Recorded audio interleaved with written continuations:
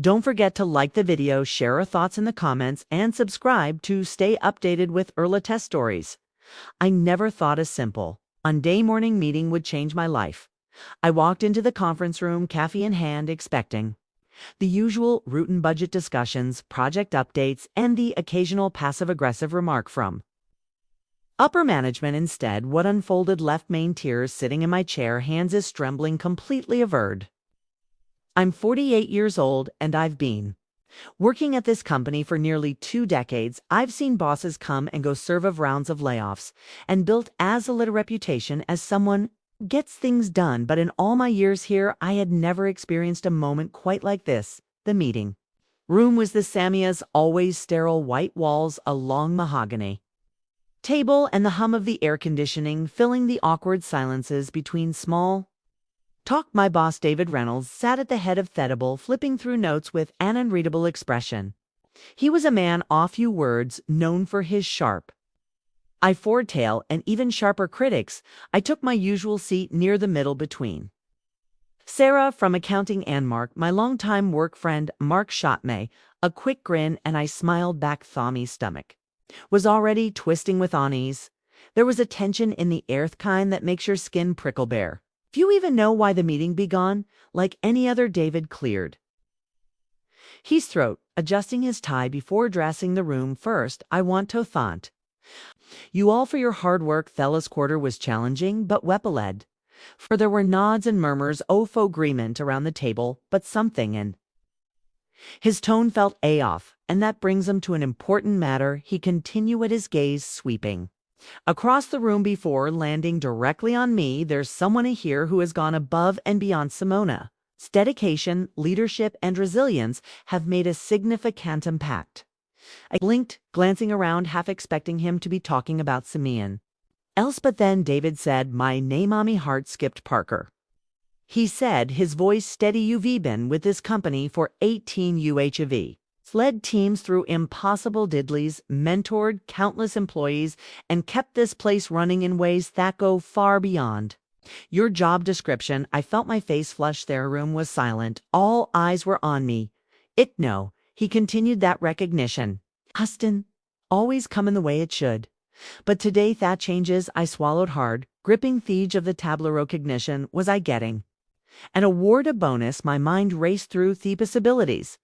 But what he said next made me breath catch. Elaine, I want you to know that your work, your loyalty, and your impact on this company have no gun unitist, and because of that, I'm recommending you for the biggest promotion we have to offer. There seemed to leave the room at promotion for years. I had watched others climb the corporate ladder while stayed in place, always the dependable, but never the one chosen. I had convinced myself that was just how things were, that I was valuable but not exceptional enough. And now here was Mebo saying I was wrong. Tears welled up in my eyes before I could stop them. David wasn't. Elaine, you have given this companion of everything, but more importantly, you have given your team of everything, and that's what true leadership looks like. I covered my mouth, my breath shaky. Around the table, I saw Saru smiling, Mark nodding, and a few others clapping softly. It was overwhelming. It was surreal.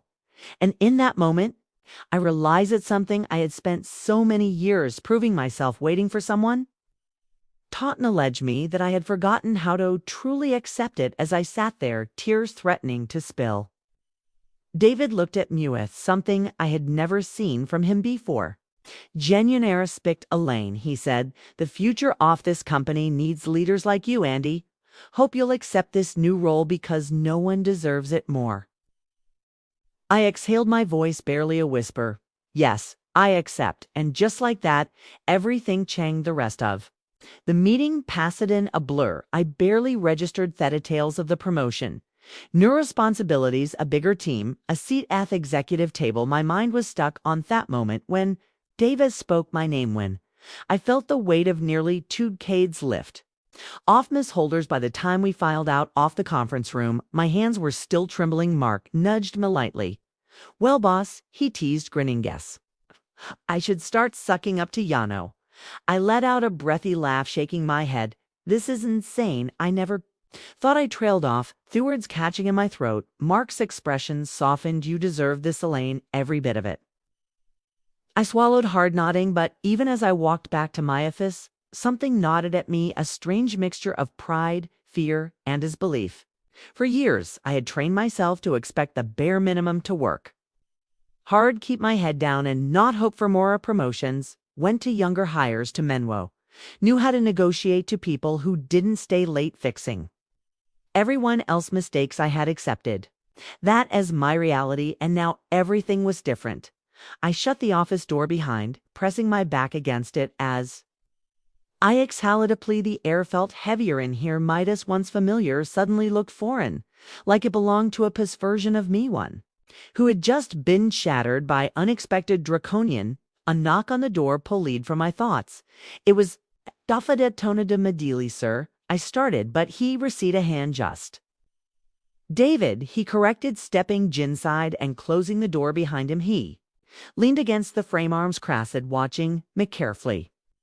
I hesitated, still unsure how to address my boss, my former boss, future colleague. You're overwhelmed, he said, reading me effortlessly.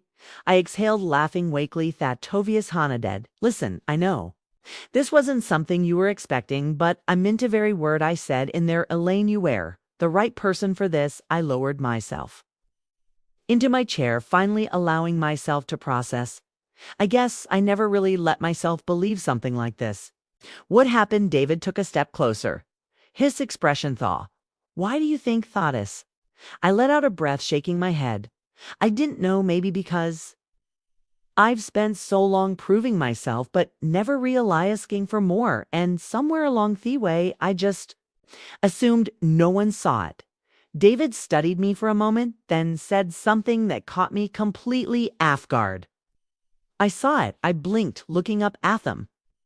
I saw it years ago. He continued. Every late night, every impossible deadline you made work, every time you won't. Like every time you won't, covered for someone else's mistakes without taking credit. Something inside me tightened, and I should have told you sooner, he admitted, but to be honest, I knew if I did, you'd probably brush it off, tell me it was just part of the job. I looked away because he was right. David sighed, then added, that's why I had to say it in front of everyone today, because it's not just about this promotion, Elaine. It's about rewriting how you see yourself. My throat fell tight because he finished, his voice softer. Now the truth is you should have been at that executive table a long time ago. A lump formed in my throat. For years I had waited for recognition, not realizing that maybe, just maybe, I had been the one holding myself back. And now seeing here, looking at a boss who had finally said the words I never let myself believe, I felt something shift inside me. Maybe it was time to rewrite how I saw myself. Maybe it was time to step into this role rather than just accept it. And maybe, just maybe, I had been ready for this. All along the next few days felt like a whirlwind, each one blurring in tith. Next, I went through the motions, off me usual tasks, but everything was different. The papers on my desk, the emails I responded to, even the coffee I sipped in between meetings. It all felt like it had changed somehow. I had changed somehow. I had changed. Domo. The first few hours after David's visit to my office had been a haze. I could still hear his words in my head, echoing in the quiet moments of me-day. Rewrite how you see yourself. I had never considered that. I'd always been so focused on getting the work done, being the dependable one, always putting others first. But now with this promotion unbeatable, with all eyes on me, I was first set to confront something I had buried for too long. My own worth. The office atmosphere had shifted as well. People were congratulating me, offering smiles and high fives. Sarah from accounting gave me a hug, and Mark grinned like he had won the promotion himself. Everyone seemed genuinely happy for me, and I couldn't help but feel out of place. It was hard to shake the old habit of deflecting attention off, shrinking back when compliments were given, but I wanted to accept them. I wanted to accept them. I wanted to embrace this new chapter in my life, even if it felt overwhelming at times. It was late Thursday afternoon when David asked me to join him in his office. My heart skipped a beat as I walked down the hall, my mind racing with possibilities. What did he want to talk about now? Was this promotion still really happening, or was this just a formality? When I walked into his office, I was surprised to see him standing by the window, looking out at the city's Galeen. He turned as I entered, giving me small smile. "Come in, Elaine," he said, motioning to the chair in front of his desk. "I've been meaning to have a proper conversation with you about this role, and now that everything's sophical." I sat down, unsure of what happened. "I thought we covered everything in the meeting," I said, trying to sound casual. David nodded but didn't.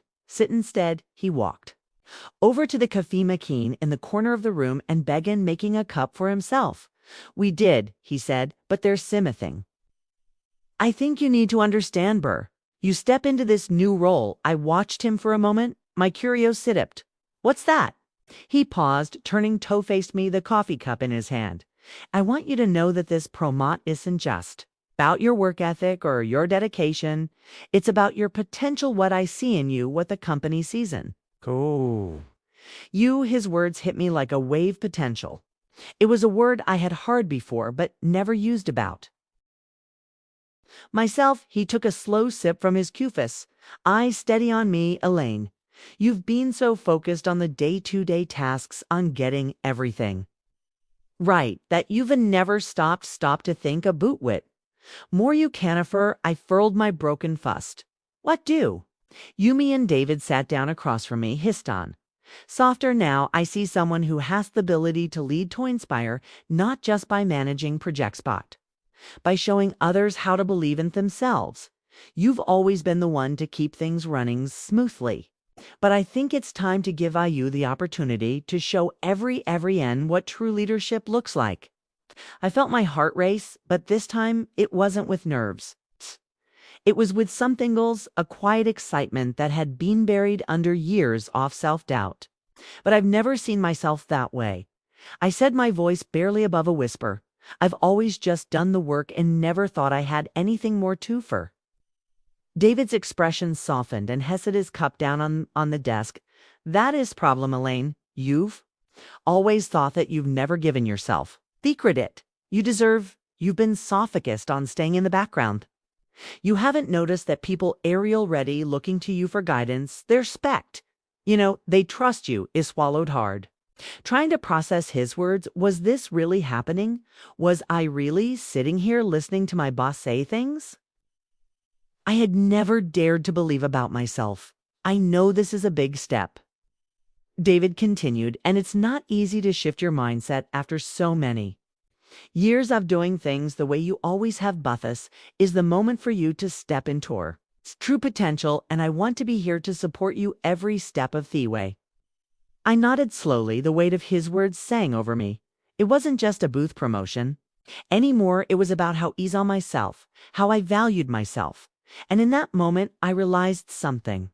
I had been holding myself back for far too long. It wasn't just the company that needed to see me as a leader.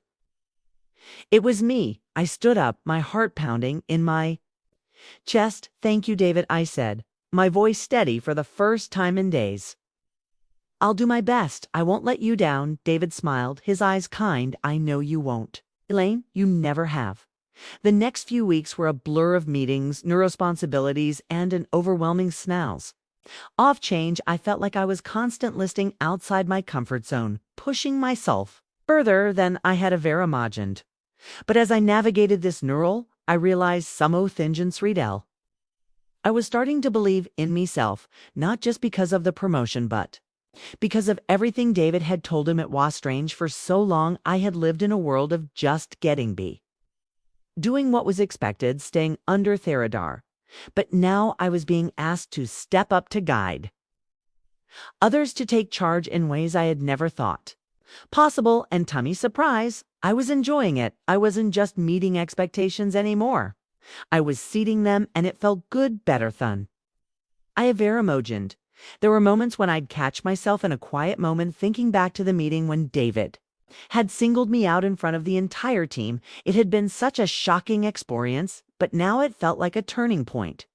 I had always thought of myself as just another C in the machine, but that one moment had given me the confidence to step into a leadership role, not just in my job, but in my own life. One afternoon, I found myself in the break room with Sarah, the accountant Hohad.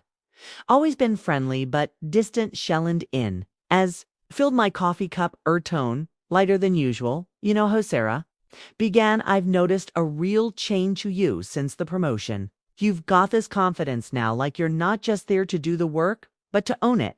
Smiled, unsure of how to respond. I guess I'm just getting used to it. It's a big shift for me.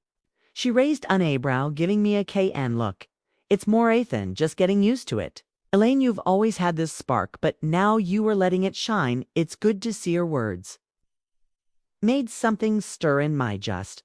It was one thing to hear Davis praise, but hearing it from someone like Sarah, someone who had always been in Thai background, gave me a new perspective. It was proof that change was happening, and I wasn't just imagining thought. Evening, as I sat at my desk catching up on emails, I felt a sudden sense of gratitude wash over me. I wasn't just grateful for the promotion. I was grateful for how it had forced me to confront the parts of myself I had kept it on for so long. It had made me question the stories I told myself about what I could and couldn't achieve. As I reflected on everything that had happened over the past few weeks, I realized that my journey wasn't just about that promotion. It was about finding my voice, learning to trust in my abilities, and allowing myself to be seen for who it truly was. The quiet knock on my office door snapped me from my thoughts. He looked up to find David standing there, his usual calm demeanor replaced by a hint of excitement in his ice coat.